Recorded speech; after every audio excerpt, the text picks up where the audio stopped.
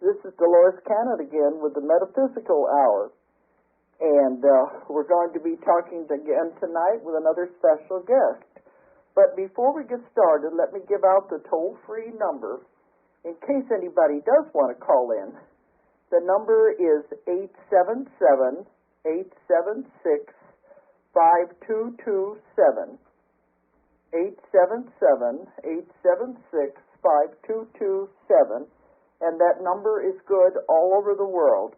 But everybody always says they'd rather just listen instead of call in. So we'll see what happens anyway. Got a little bit of irritated throat tonight, so I'm hoping I'm not going to start coughing. Okay, my guest tonight is Bob Browne. And you know, as I've told you before, I like to have people on that I've known a long time. That makes it a whole lot easier. Bob Browne is the one that puts on the International UFO Conference in Laughlin, Nevada. Bob and his wife Terry have been doing this for many years, and that's going to be coming up in another week. Are you there, Bob? I'm sure here, Dolores. Awfully good to hear your voice tonight. Okay. Well, I'm sorry, though, that you have to make the call from the hospital. Well, thank you. Is Terry okay? Well, she is, fighting the battle. Yes, she is okay. But she's a sick little girl right now, and, we just have to keep saying prayers and look for a little help from upstairs, and hopefully everything is going to work out okay. And I think everybody out there who knows both of you will be putting their energy toward her, too. You know? Well, but, thank you. Thank you. You're in Colorado, though, aren't you? Yes, we are. So you won't be going to Nevada for another week, then, will you? No, actually, normally I end up usually driving the truck in that has all of the Congress's audiovisual stuff and everything, that all the staging stuff and that we use to set the event up. I usually drive that in, and I normally have to leave several days early to do that. But because of the situation this year, we've gotten a couple of volunteers that are going to do the driving, so that I can just basically leave the day before we begin, and I'll get in there almost on a leisurely schedule this year. Well, that's it. You don't want to leave Terry alone for too long, do you? That's it. Yeah, that's it completely. Yeah. Well, I know your daughters have also been helping you for many years. Well, they have, and this year both of my two oldest girls have stepped in and have taken over and done most of Terry's job for the last couple of months, and they've just done a wonderful thing, and it's always been kind of a family event that way. Yeah, very much so. Yeah, but that's true, Dolores. And if they wouldn't have been willing to step in and take over for her, we'd be hard pressed to have a conference next week. Now, this is a big conference. It's what I've heard. It's the biggest UFO conference in the United States. Well, it's actually the biggest one, I believe, in the world. There may be a couple that have got more attendance, but not more man-days of learning. When you think about the fact that our event goes on for 7 nights, and it goes on from early morning through very late night, it's like an intensive graduate course. If you look at the man-hours of learning that's involved in this week-long event, there isn't anything in the world that touches it as far as the number of educational hours that people are receiving. Yeah, because I know I've spoken at UFO conferences in different parts of the world. I think you're right. They only just for like a weekend or something. Yeah. 2 days is typical. Yeah, especially the Crop Circle conference in Glastonbury. That just goes on for a few days. And things like that, you know. Yep. Well, we found out, we do this event for 7 nights and 7 days because something truly magical happens when you can join like-minded people for a full week, intensive week, I would say, of discovery and learning and camaraderie. It's magical, and it's life-changing. I don't say that lightly, but the simple simple truth is, for anybody that has never been there, believe me, I say it from my heart, it is life-changing. Well, I think a lot of people like to be, like you said, with like-minded people. There's a lot of these things they can't just talk to about anybody, with anyone. They have to have someone who understands. Especially when you're getting into the realm of the experiencers and people that have, have had a very intimate contact with something else. Yeah. Yeah, you're right. There's not very many places that these people can go to get any sense of anybody being able to begin to have an inkling of what they're going through. Yeah, I know, because, I'm still doing the investigations, and I still get people that come, and they'll say, I can't talk about this to anybody, when they come to my office. And they'll say, I'm afraid to even tell you. You're probably going to think I'm crazy. And I said, no, I've heard it all, So then they start telling their story, and they said, you mean this isn't freaking you out? Yeah. I said, no, not me, anyway. But they can't just talk to just anyone. No, they can't. That makes a big difference. Yeah, at least not in the beginning. Once a person gets to the point where they can handle what's going on with them, once they can come to an understanding and an acceptance of it on some level, then some of them get to the point where they can begin to talk about it openly. Mm-hmm. And, of course, there's a handful that go on to the point where they're actually able to share their stories with others in a very in-depth way. Uh-huh. And, that's another level again, but many people do end up reaching it. Thank goodness, otherwise we'd be in the dark a lot more than we are about what's going on. Well, I've found in my work a lot of times when they're all by themselves, they don't understand the experience, and it takes on the wrong meaning, if that's not the right word. But, they blow it out of proportion. If they have somebody else to talk to who has been there, done that, and like I've been investigating this for 20 years, you can put it more into proportion, and it doesn't disturb their life as much that way. Yeah. You know what I mean? Oh, exactly. And of course, during the event, Dolores, as you know, we have actually 4 sessions during the week that are they're like group sessions, I guess you could fairly call them. Yeah. And we have a very experienced person that leads these sessions, therapist and hypnotherapist. I've done it in the past. Yes, Barbara Land. Of course you have. Yes, indeed. And so this is, absolutely free to the public to attend these sessions. You don't even have to register or pay a dime if you just feel the need to come in and try to figure out what's going on with you. This is something that's there for you. And there's no press allowed. I know they close the doors, so it's very private when they're doing this. Completely a private thing, and it's immensely helpful for so many people. I just can't begin to tell you. And it's just something that is part of the week-long event. And then later in the week, if there's usually always, out of any group that gathers, there's usually always a handful of people that are to the point where it begins to be therapeutically good for them to talk about what's happened with their own situation. And we do have one session during the conference.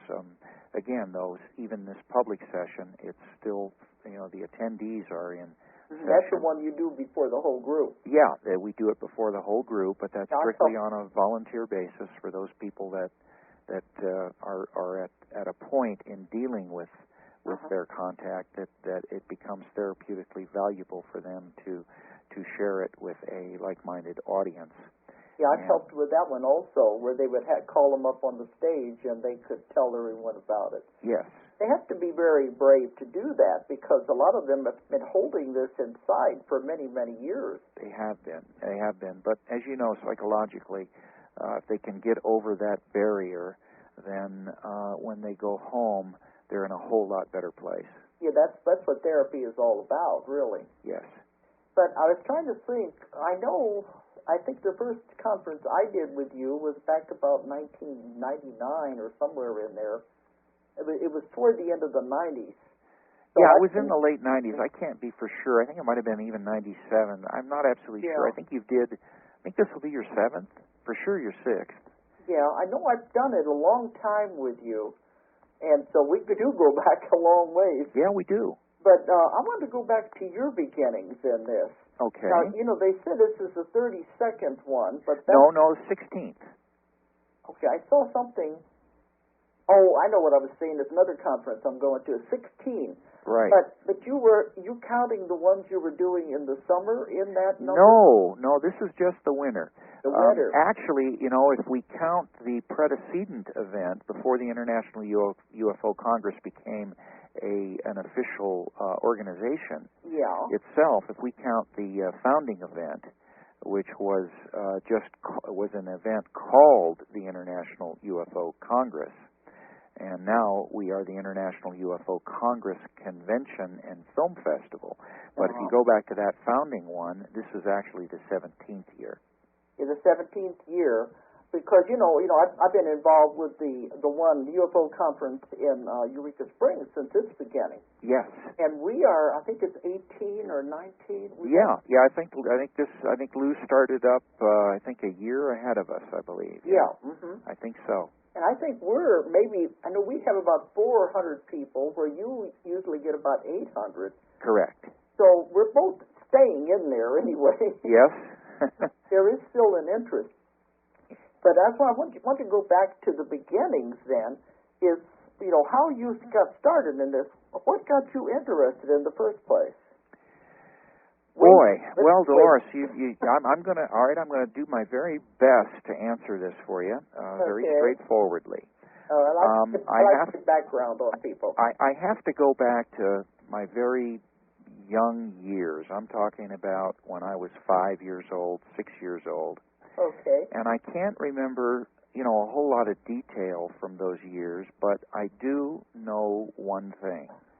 I have always felt, as far back as I can remember thinking about anything, that there's no possible way we could be alone.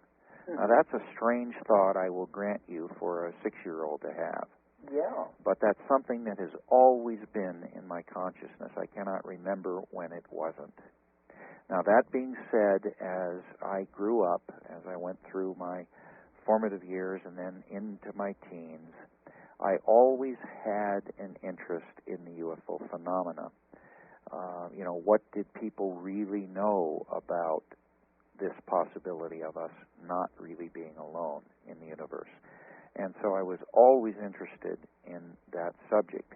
But it wasn't limited to just UFOs. Actually, I was always interested, too, in all of the, shall we say, esoteric or paranormal realms of inquiry.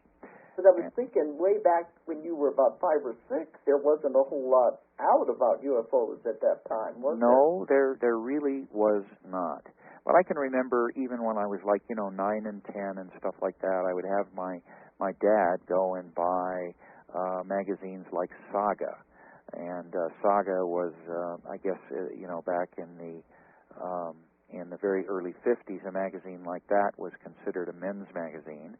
It had a few scantily clad young ladies in it, but it was also about the only place that you could find the occasional story or article being written about someone that had had an encounter with a saucer, or a pilot, or an observer, or a military person, or something like this. There just weren't very many places where this information was published or available.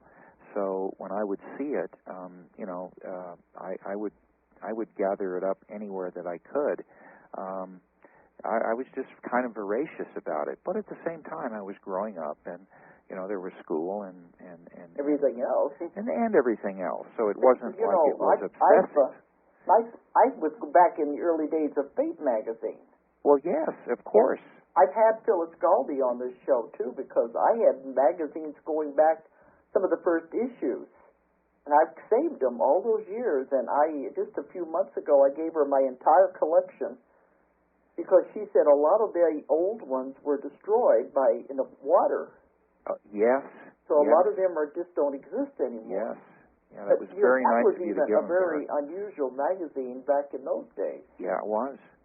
Yeah. So I know what you mean. There wasn't very much around that covered this kind of thing. No, there really and truly wasn't. But be that as it may, my interest, waned and peaked and waned and peaked, and it kind of got re-stimulated, I guess, when I was in about 1965-ish, 66-ish.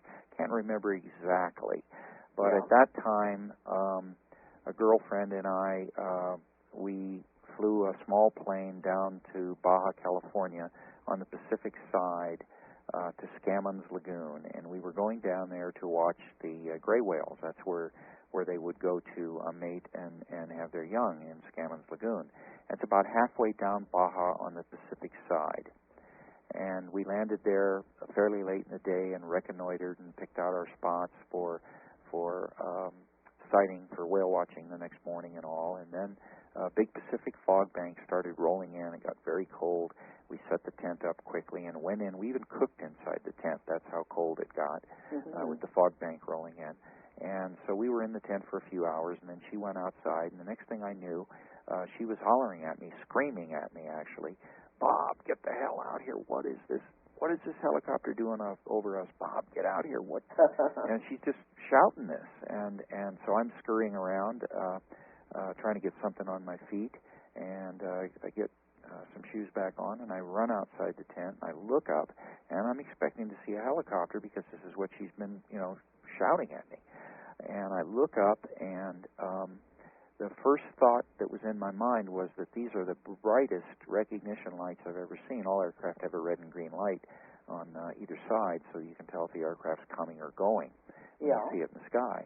And so I'm looking up, and that's the first thought that forms in my mind, but no sooner does it form than I know it's absolutely wrong, because I'm not looking at anything that's got a red and green light on either side. I'm looking at something that is absolutely pulsing red to green, like a live plasma pulsing, just literally right over our heads. And you're old enough maybe to remember this. A lot of people I talk to aren't. But if you remember back in the 50s, there was a little craze that went along with aluminum Christmas trees. And you'd buy these aluminum Christmas trees, and you'd have a color wheel, a wheel that had gels of color that turned. Oh, yeah, they sit on the floor. Over light, sit on the floor. The so the Christmas tree is, it's just pure aluminum, but yet when you watch it, it looks like the whole tree is changing colors. It would go from yellow to blue to green to red. It would go through those colors, and it would just, the tree would just change colors. Well, it wasn't the same at all, because this thing was like a live pulsing plasma, like a heart beating almost. And the thing was just, changing literally red to green to red to green. And as I'm watching it, it's shrinking, just literally shrinking in front of my eyes as I'm watching it. It's just getting smaller and smaller and smaller. But it's remaining virtually at zenith, right above our heads, and just going straight up and straight out. So I ran. By going smaller, do you think it was moving away? Oh, yeah, absolutely, it was moving away. It was going up and out. And so I ran back in the tent, and I got my binoculars, and I ran back out. We were flying in a low-wing airplane, a Mooney. And so I balanced the binoculars on the wing and was down on the ground with my knees to get really steady. And I'm continuing to watch it, and after I ran back out, maybe for another, it wasn't long, 10, 15 seconds, I could still see a little bit of color in the pulsing of the light. And then I could only see like a white pulsing, just like a white strobing in the light. Couldn't see color. I looked in the binocular. I could still see color for a few more seconds. And then in the binocular, even, it just got just a faint little white dot of pulse, and then just a faint dot of light, and then just basically it was gone. So whatever it was, back into a white light. Yeah. Well, I mean, with the naked eye, first it just went back to white. I couldn't see color anymore, and then. In the binocular, I could still discern color for a few seconds. A little bit, then. And then it went to white, too. The plane wouldn't do that. Oh, no, my God, no, not at all. And so, that kind of woke me back up. That got my attention. I kind of renewed my interest in things at that point. So, life went on, and I began going to more of the conventions that they had at the time. I joined APRO. I joined NICAP. So I got their newsletters that came in, and I subscribed, continued to, read everything I could in the way of books. By that point, of course, a number of books had been published, and a number of books continued to be published.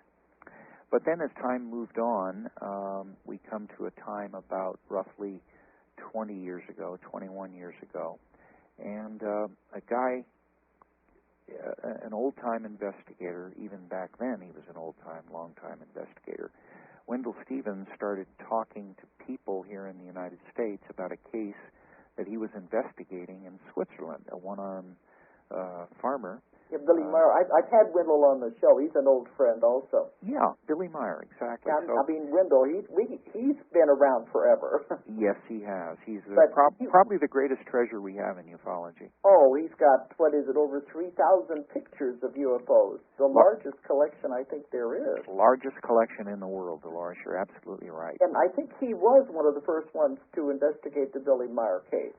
He was, from the U.S., that's for certain. Uh-huh. Yes, he and Lee Elders were the first U.S. investigators to go over. But in any case, to boil this down for you, and all of this is by way of answering your question about how in the heck did I get involved in this. I'd like to know about how people get into these strange things. Trying to make a very long story short. Yeah. But I got the NICAP newsletters, and I got the APRO newsletters, and amazingly, virtually one newsletter to the next newsletter, virtually at the same time they came out, and both of these newsletters absolutely basically said that this Billy Meier case was the biggest fraud ever seen in ufology, and it was a bunch of bunk, and don't believe a word of it. Now, we've heard that before. At that particular time, I kind of thought that APRO and NICAP were pretty much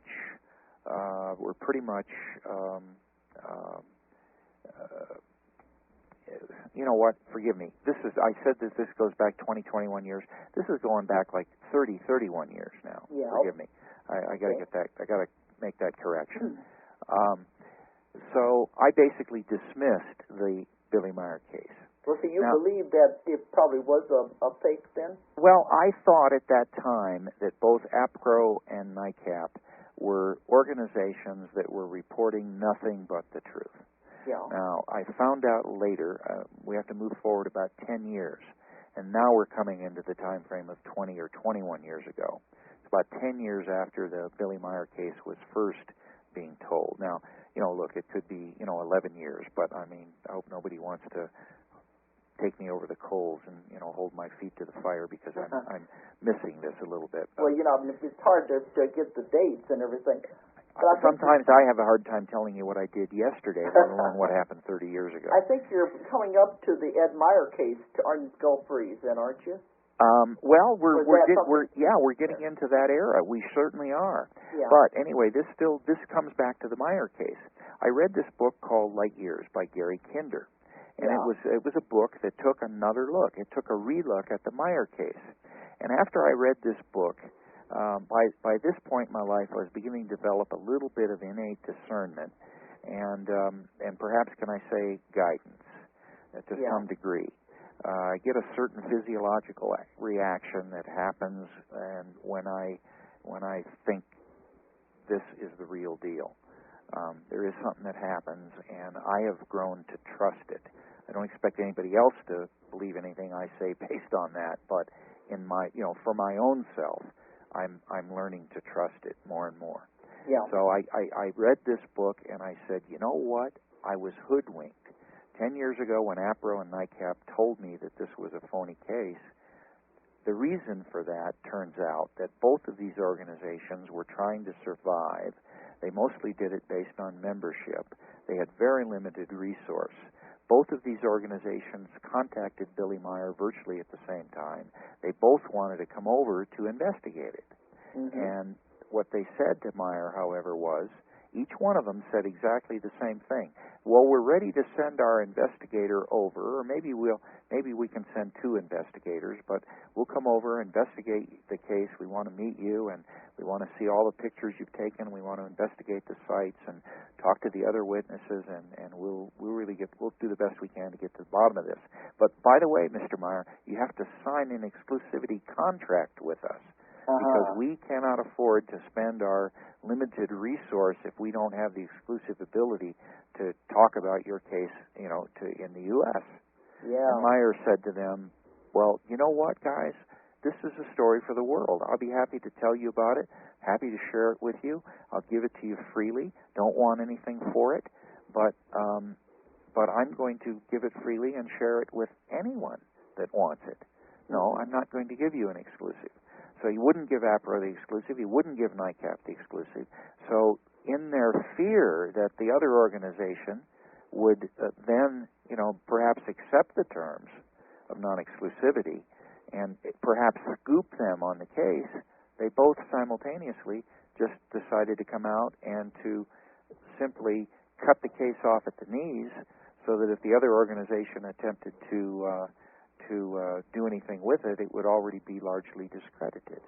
That's a lot of people. They always say, oh, these different cases have been proven to be fraud, but they don't really go into the background to find out more about it and find out what happened there. No, they absolutely don't. So here we're coming down to the crux of it. So at this point in my life, I knew I'd been hoodwinked. And at this point in my life, I was making documentary films. Mostly aviation films, but I did distribute them in the U.S. and I did, buy and sell into other areas of the world for product that was made in the U.S. So I went to the Milan, the Cannes Film Festival, the MIPCON, and that would be a 10-day festival, and then there was a week off, and then that was followed by the MIFED, the Milan Film Festival. So I would attend these film festivals every year. And this one was coming up in 3 months, and I'd read the book, and I said, gee, I've got a week off. I'm going to be in Europe. I can take that week, perhaps travel to Switzerland, perhaps find this village of Schmidt-Rudy where Meier is supposed to be, perhaps find his farm, check these sites out where these photos were taken, perhaps look for some of the witnesses. Maybe I can even get to meet Meier. Yeah, just taking it all on faith, maybe it would all fall together. Yeah, maybe I can try to do this, right? So I am really hyped up about this. I cannot, every waking moment on my mind is to get to the bottom of the truth of the Meier case. So we're going to advance 3 months. I'm in Europe. I'm in Cannes. And the second day of that festival, they would have a big party down at the Palm Beach. And these giant double-decker buses that hold on like 140 people come along, and people stream out of the Palais, and they go in the buses. They take you to the other side of town, to the Palm Beach. And I'm there at the party, and I'm walking with a friend that I'm doing film business with in Germany. And we're walking from one pavilion building to the other pavilion building. And we're talking business, talking film stuff. And as I'm walking along, and again, this is a big, huge open terrace right on the Mediterranean, and from one pavilion building to the other, I'm going in a straight line, and it's crowded with people. There's 6,000 or more people at this party, and a woman is walking from right to left through the crowd as my friend and I are going at 90 degrees to her direction. And as she walks across my field of vision, working her way through the crowd, directly in front of me, a voice speaks in my head, Dolores. First and last time, only time this has ever happened. It was absolutely crystal clear, just as clear as you and I talking right now. And what it says was, you must talk to this woman. You must talk to this woman. And I'm walking away, and I'm walking with my friend, and we're going along, and my friend realizes that I'm not there right now, and he excuses himself, and the next thing I know, they've got bars set up all around this pavilion building. I'm in front of one of these little bars, and I'm drinking some sort of a liquor drink, and I'm sort of gulping it, and I'm just walking in circles, and I'm literally going crazy. I don't know what's happening. Well, the logical part of your mind takes over, Well, you can't talk to a stranger and stuff like that, So here's what I said. I said, okay, I'll talk to her. And it's like somebody hit a light switch. It stopped. And I said in my mind, okay, I'll talk to her. Now I'm scared. I'm scared because I don't know what's happening. How am I going to find her? There's 6,000 people here. Right. 6,000. How am I going to find her? So I retraced my steps. I said, okay, I think she passed me about here. She was going in this direction. I go in this direction. And I go down, and I'm coming up against the railing against the Mediterranean. And there's tables out at that point. But there she is. She's sitting there, and she's talking to two guys. Okay, what am I going to do? How am I going to do this? Okay, let's see. I got a drink in my hand. Okay, I walk up to her. I sort of get as close as I can to them, and I just act like I'm looking out over the Mediterranean. And I get close enough to try to hear what they're saying.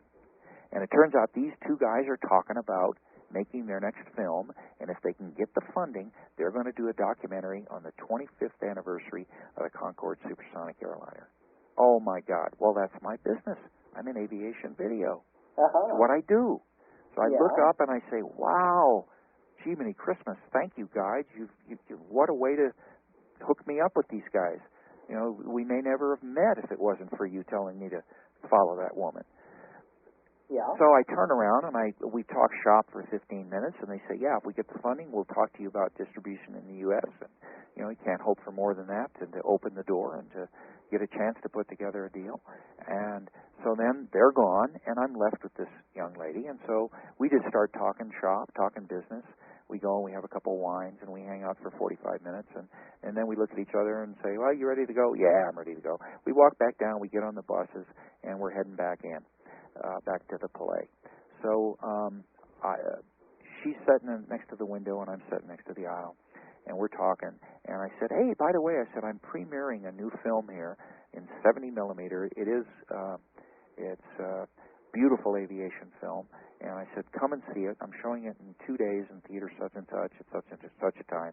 She says, oh, man, Bob, it just sounds like a great film. I'd love to come see it, but I'm only going to be here just tomorrow because I got to leave early the next morning. I've got to meet my crew. I'm going to be doing a story on whether they're going to declare the African elephant an endangered species or not, and I got to go meet my crew in Switzerland. Yeah. Switzerland. What pops into my mind, Dolores? Billy Meier, right? Yeah. So I say to this woman, never really expecting much more than a blank stare, I say to her, by Switzerland, that's interesting. I said, does the name Edward Billy Meier mean anything to you? Dolores, she turned white as a sheet. She melted against the window. I mean, she literally melted against the window to get every molecule of her body as far away from me as she could. And she shouts at me, who in the hell are you? How do you know Edward Billy Meier? The plot thickens, doesn't it? Well, it turns out that at that moment in my life, short of meeting Wendell Stevens or Lee Elders or perhaps Billy Meier himself, probably this was the next best person I could have met and talked to, because this person had actually been there, knew Meier well, had spent several weeks up there, had interviewed all the witnesses, had done the investigation, had done the measurements, had done everything that I was thinking I might want to do. And so we ended up, she says, well, you know what, I finally tell her why, I said, no, I said, I'm not military intelligence, because she said, are you military intelligence? And so you think of government right away. Well, yeah, I mean, she was scared. I mean, she was really scared. I mean, so anyway, I calmed her down. I told her, no, I'd read this book 3 months ago by Gary Kinder, and that I wanted to get to the bottom of the Meier case, that I was convinced. I mean, I had no doubt there were UFOs, but I just wanted to know if this was a real case, this particular one. And so then she calmed down. She says, you and I need to talk. Can you come back to my hotel while I check messages? And I did. I went back with her.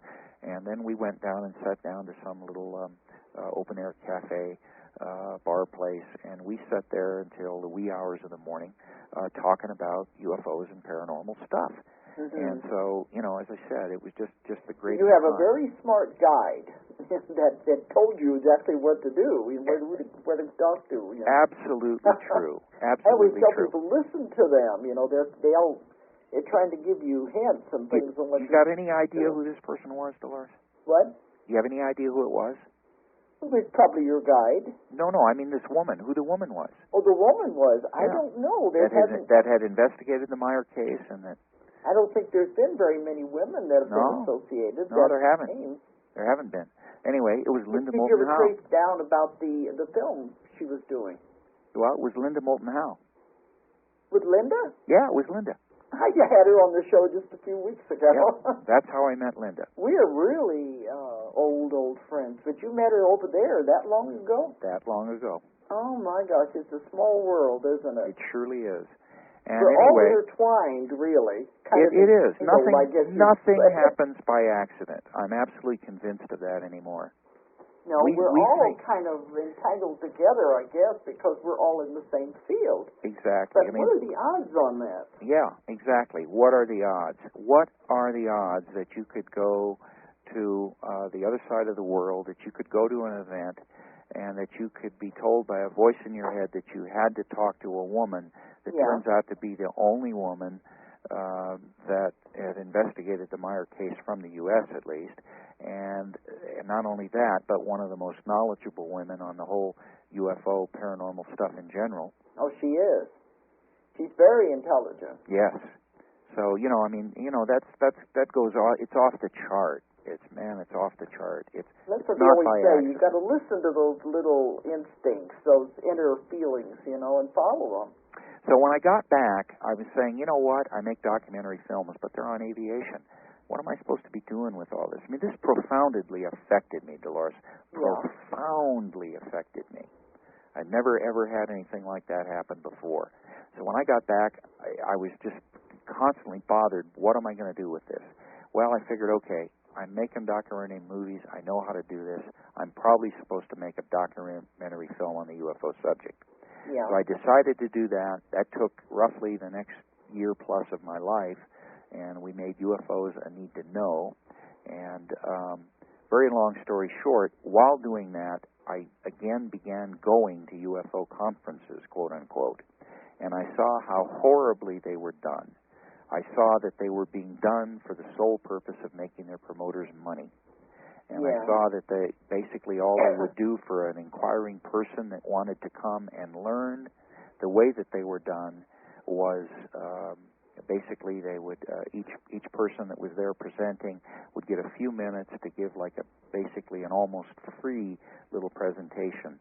But their whole job, their whole purpose was to try to convince you to go buy an extra workshop ticket to go hear the whole part of their story. Oh, so when like the public would go there, they would end up with ulcers and a tight gut because they want to learn so much about this stuff and see and hear so many people. But the way these events were done, they were so disrespectful to the attendees and to the people presenting their material because you had to pick and choose.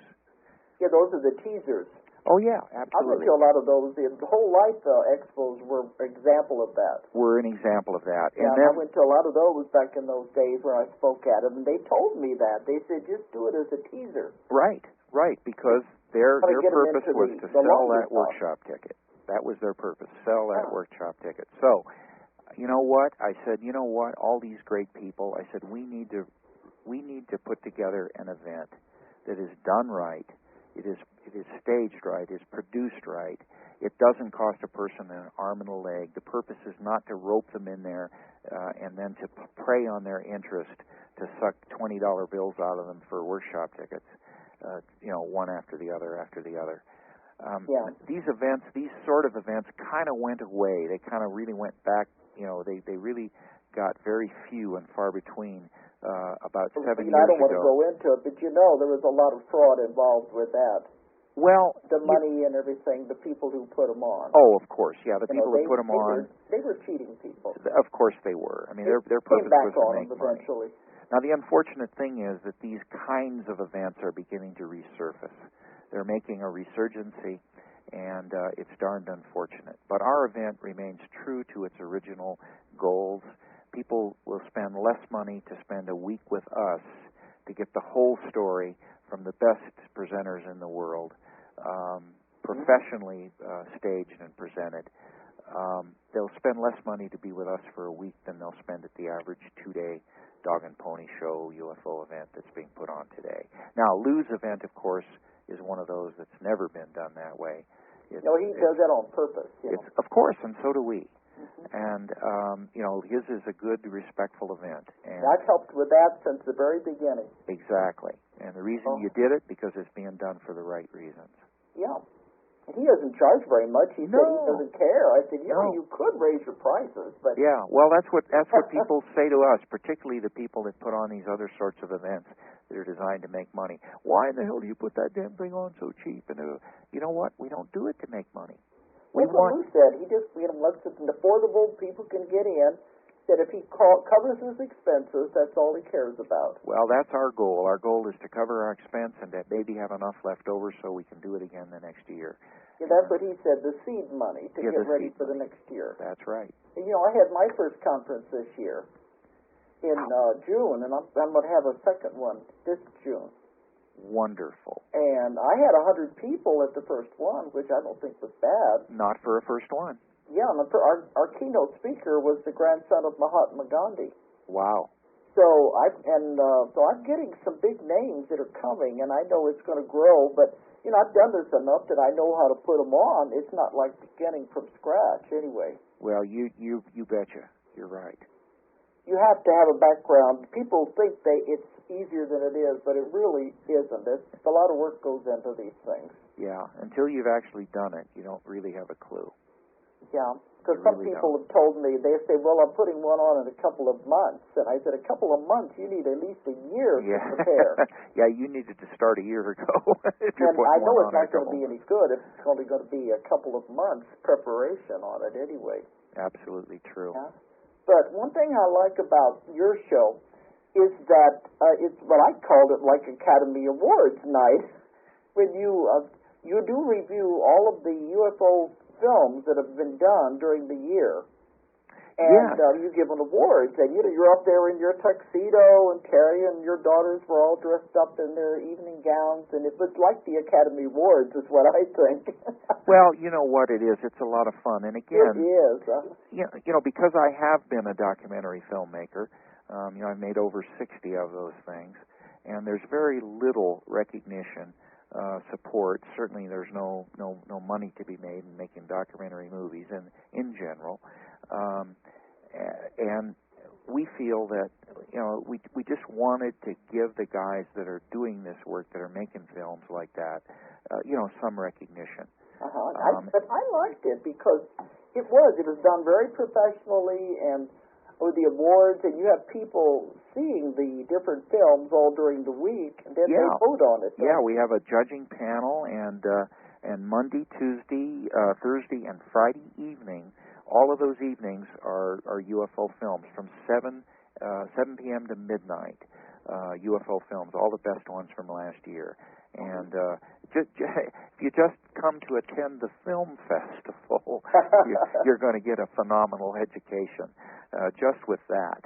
Well, you know who my guest is next week? I just talked to her this morning. It's Mary Rodwell. Oh, Mary from Australia. Wonderful. Yeah, and she won the award 1 year there. Yeah, she did. That's right. For the documentary that she made. Yeah, that's true. And she's making another one now. It's not quite finished yet. Well, maybe we'll be screening that one next year. Yes, maybe it'll be done by that time. Yeah. I look forward to that. Yeah, she did a wonderful film. Oh, see, that's the thing. When you're in this, you know all these people. And I've been to her house in Perth many, many times to speak to her group. So, you get to know the real ones from the fakes anyway. Yes, you do. And there's a lot of fakes out there, too. Amen. But they don't last. Have you noticed that? They're like a flash in the pan. They may be there for a few years making the circuit and doing the lectures, but then they don't stay because it's not real. There's nothing solid to it. There's nothing solid to it, and then, of course, there's a handful that actually think there's money somehow in this, and when they figure out that there isn't. That's what I always think. What are they doing up there? But they probably think they're going to make money, they'll get famous or whatever. But then I think the public catches on, too, and then you don't hear from them anymore. Yeah. They fade away. Yep. But, we've been in this long enough to know that. Well, listen, I want to tell you about a couple of things. You've got our schedule, and of course, anybody that's out there can go on our website. Yeah, I'm going to have you give all that information before we sign off today, anyway. and get all the details on who's speaking. But I want to tell you specifically about a couple people because we had a couple of to-be-announced slots when the actual brochure went out. the 8-page brochure. Yeah. And I want to tell you about a couple of these things. One of our presenters in one of those spots is going to be Ralph Ring.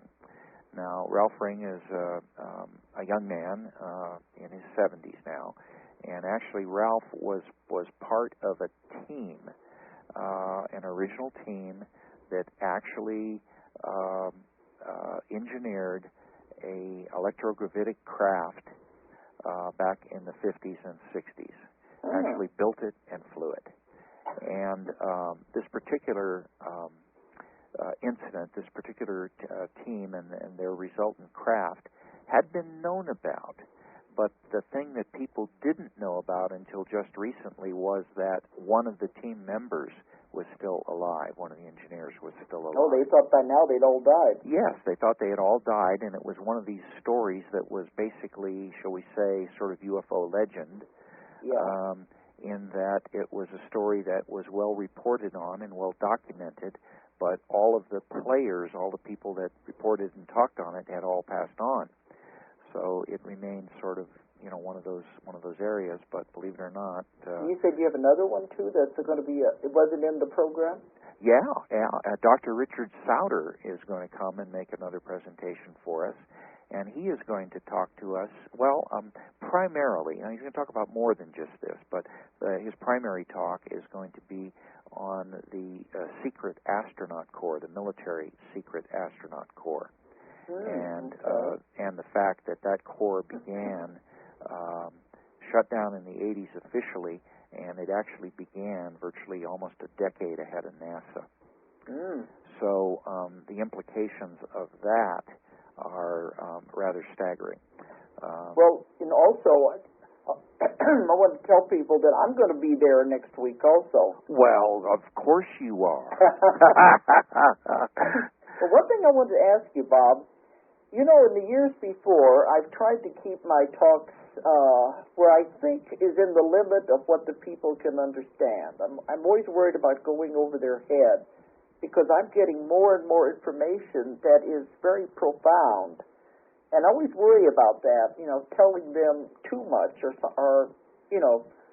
scrambling their brains. Well, this time I'm getting so much information that's going to be going in the Convoluted Universe Book 3. I think I'm going to just take a chance and tell them what I've got and see if it blows them away. Oh, Dolores, I'm so looking forward to that. I'm so happy to hear that. You don't think I will shake them up too much, then? No, I don't. Look, and I don't mean this for anybody that may be listening and that may think that this is going to be, over their heads. It really isn't. But the people that come to our event, we have a lot of first-time people. We always have huge numbers of brand-new people that find out about it for the first time and attend. However, we also have a great number of people that re-attend. We have a core group that have probably been to virtually everyone from the first one. I mean, that's only a handful of people, of course. Yeah. But there is that core group. So we have a great number that return. And so many of the people that come to our event, they're not people that are just beginners. They're just beginning to look into these subjects. So many of the people that come to our event are the thinkers that have gone a long way. Because, I look at the crowd, you can usually read the audience, and if they don't understand, you see their eyes glaze over. No. We'll be ready. There's others that'll tell me, no, I want to know more. Why don't you tell us the rest? We'll be ready for you, Dolores. Okay, I'm going to tell them when I start out. I don't know if this is going to blow your mind or not, but I think it's time because I'm getting very powerful information. Wonderful. I'm excited. Before it gets too late, I do want to bring up, you remember the experience we had was around 9/11. You remember that? Oh, boy, do I ever. Wasn't that some week?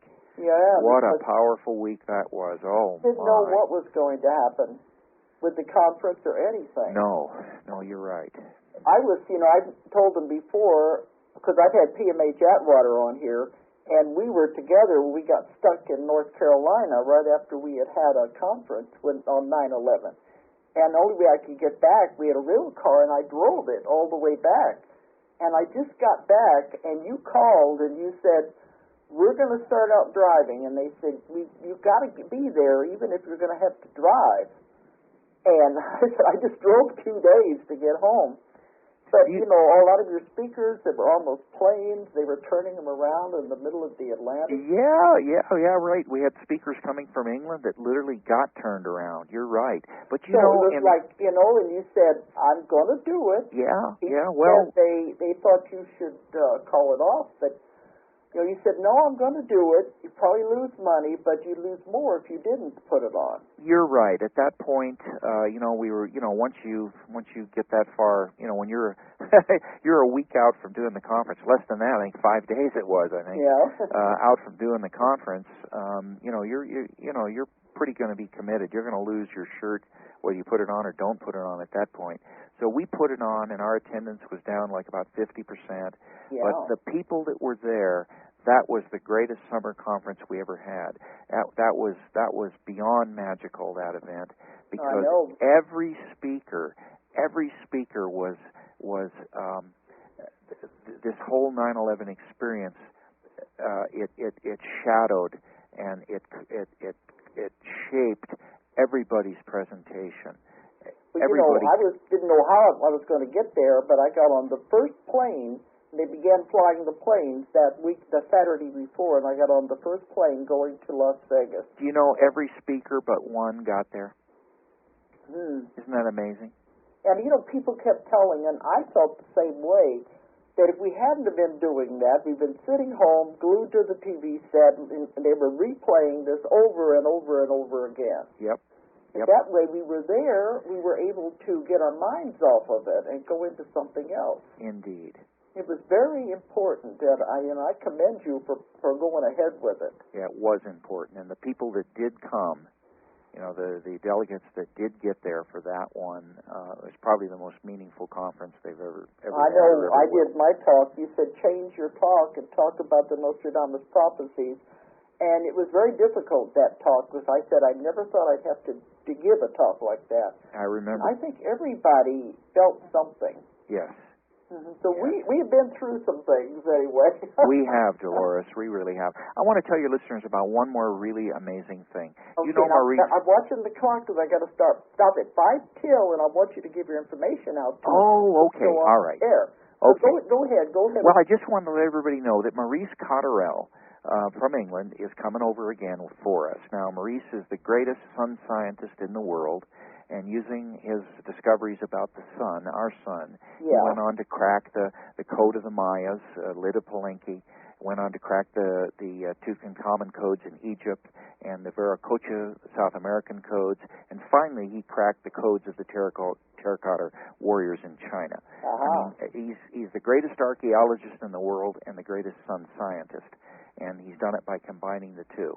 Now, this great man told us, literally less than a week ago, Bob, by the way, I have figured out gravity. Gravity? Now, coming from anybody else, I would still be interested, of course, but coming from Maurice, I'm so excited I could spit. Maurice is going to tell us the truth about gravity. And once we understand what gravity is and how it works, we'll then know how to manipulate it. This is going to be explained to the world. I don't think I'm going to feel so strange on some of the things I'm going to be talking about. I know that you will not.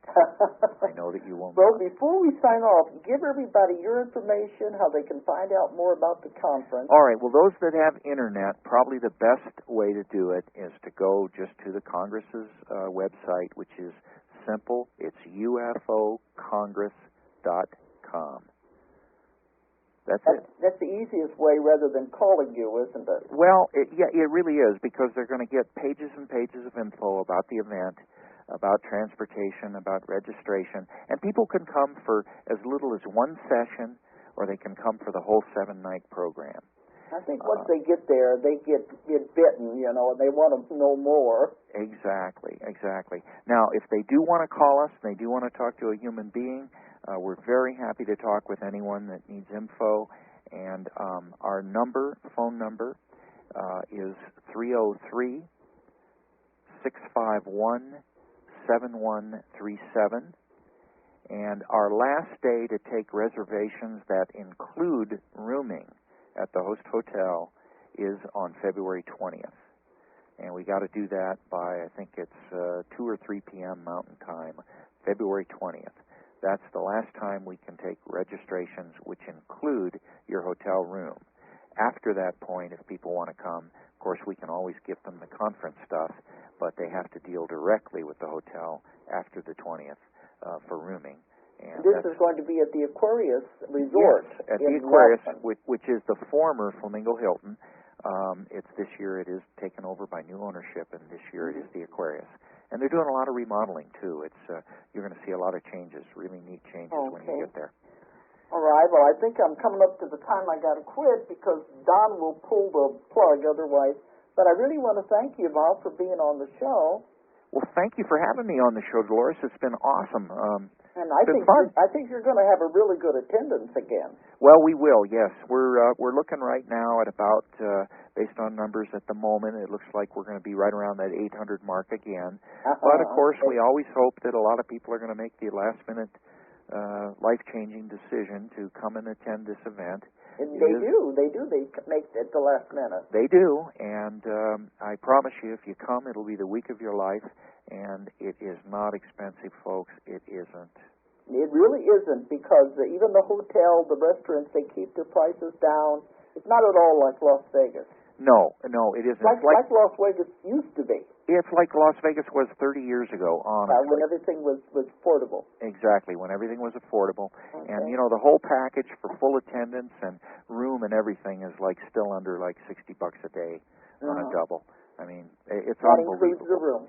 Yeah. Oh, yeah. Room included. Well, we're going to have to go, but I really do appreciate you coming on, and I'll be seeing you next week anyway. Dolores, I'm looking forward to it. Okay, and I know you're going to have a good show. We will. All right. Now, good night, everybody. Good night. If you enjoyed the show, check out more of our other videos, and be sure to subscribe and click the like button. Thank you for listening to the Metaphysical Hour with Dolores Cannon.